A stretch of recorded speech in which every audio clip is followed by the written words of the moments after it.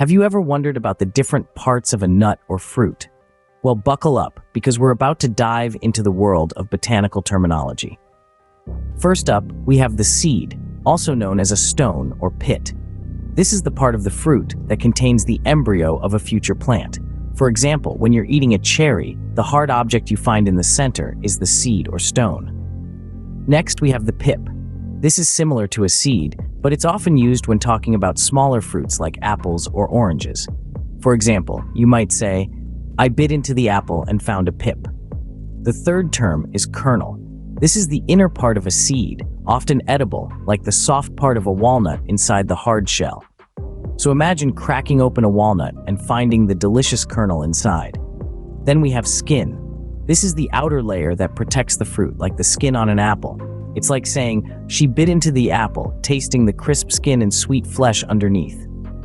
Speaking of protection, peel is another protective layer. It's the outermost layer that can be removed, like the peel of a banana. For example, you might say, "He peeled the banana before eating it." Rind is another term for the outer layer, often used for thicker, harder outer layers, like the rind of a watermelon or a citrus fruit. An example sentence might be, "The watermelon rind was too tough to eat." The seventh term is husk. This is the outer covering of some fruits and seeds, like corn or coconut. For instance, she removed the husk from the corn before grilling it. Next, we have pericarp.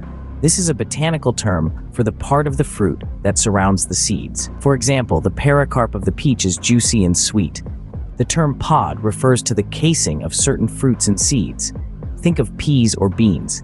You might say, "The peas are snug inside their pods." Moving on, flesh is the soft, often juicy part of the fruit that we usually eat, like the flesh of a mango. An example sentence could be, "The mango's flesh was sweet and juicy." The 11th term is pulp. This is the soft, moist part of the fruit, usually inside the skin and surrounding the seeds. For example, the pulp of the orange was tangy and refreshing. Finally, we have shell. This is the hard outer covering of some seeds and fruits, like a walnut shell. As in, she cracked the shell of the walnut to get to the kernel.